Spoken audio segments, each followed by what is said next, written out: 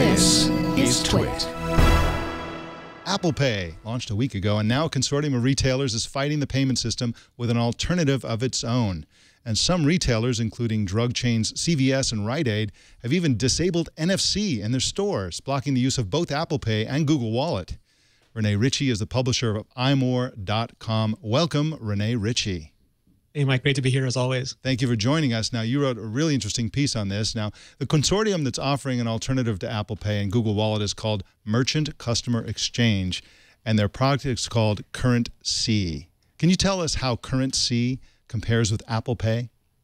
Sure. So, I mean, it's being called a Walmart-led consortium, but that's probably because Walmart is the biggest, guerrilla retailer in the space. And what it is an app. You download it to iOS or Android, you install it on your device, and then you use it to generate or read QR codes. So the retailer would present you with a QR code, you would read it, and then you would provide the payment transaction between the app and the merchant. And this isn't a way to get around credit card fees. Credit card transaction fees can vary. American Express is a little more expensive than the others, but 1%, 2%, 3% of a transaction. And they would really rather disintermediate those and do it directly. Unfortunately, they're doing it in a way that is not exactly beneficial to customers because, one, they want you to link your bank account directly to them. And we've all seen different security breaches that have happened at retailers. And also, they want to use it to gather a lot of information about you. For example, up to and including health information, social security numbers, dates of birth. The reports vary, but the purview of what they want to collect from you ranges from interesting to startling, frankly. So Walmart, which you mentioned, and Best Buy also say they won't accept Apple Pay. Why not? What's the problem with accepting Apple Pay, which seems like it's pretty easy for customers? Yeah, I mean, Apple Pay is really aligned with how we spend. It's tied to our credit card, existing credit card companies, and all it is, you present your phone, you tap the Touch ID, and your transaction is done, which is incredibly efficient.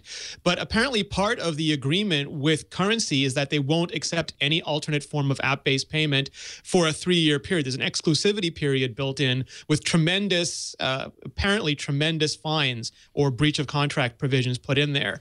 And because Apple Pay, turns out, it just works with NFC. You don't actually need to support Apple Pay in order for it to work. You just need functioning NFC. Their alternative, instead of just saying, well, it's NFC, it's like any NFC-based card or any NFC-based transaction, is to turn off NFC to prevent the Apple Pay from working. CurrentC seems blatantly anti-customer. It just seems like a huge slap in the face to customers for no reason other than, as you implied, that it's a way for retailers to get loyalty-style information without providing anything back to the customers. In other words, normally if you have a loyalty program, you say, well, if you do this, if you give us your data, we'll give you a discount, or we'll give you this, or we'll give you a free that. There's an exchange of information for some action, by the retailer. And yet this looks like they want that data for free. Is that all there is to this? They just want the data for free without having to earn it? It's multifaceted. I worked in high-end analytics for a long time, and you don't really, loyalty is great, but any single identifier, if you can do proper market basket analysis, you can build an incredibly good customer profile. And we already know that they track us with Wi-Fi and other means. I mean, they're doing everything they can to identify us. Ben Thompson had a great piece in his daily update about how, in a way, it's a way for them to save money because they don't want to share those transaction fees with credit card companies. But at the same time, there's been evidence to suggest that if you use things like Apple Pay, it is so incredibly efficient that you end up saving money because you're processing more customers faster and you're wasting less time at the cashier or the point of sales machine. So it looks like they got in bed with this technology early on, or many retailers got in bed with this technology early on and signed a really short-sighted exclusivity deal, and now it's leading to all this tension in the marketplace. So there are 33 retailers who are part of this consortium. Do you think that more of them will be switching off their NFC compatibility to avoid Apple Pay, or do you think this is kind of limited to a couple of retailers who are up in arms? Well, I mean, I'm in Canada, and we have been dripping in NFC for years. NFC is accepted at Sears, at McDonald's, at almost every every place I go, I can pay with an NFC-enabled credit card. It's a little Wi-Fi symbol on it. You tap it and you're done. So the idea of turning that off just to spite Apple Pay means that as a customer, I lose the functionality for everything that I have. My only hope is that it becomes so expensive for them that people who have Apple Pay and Google Wallet and NFC-enabled credit cards are so upset about this that they take their business elsewhere, and the cost of not accepting Apple Pay dwarfs the cost of sticking with this sort of dodgy consortium they've put together. Now, you're basically calling for a boycott of retailers who don't accept Apple Pay. Are you getting any support for this? I wouldn't call it a boycott. I just really believe that, we can complain about it on Twitter, and that certainly feels good. But unless we make our choices known, unless we contact these retailers directly, unless we go, I believe that we should support retailers that support us. So if they provide me with a better customer experience, I'm going to go there. I don't want to punish CVS or Rite Aid. I'm just not going to go there because they're not providing me with a great experience. If and when they do, I'm happy to go there.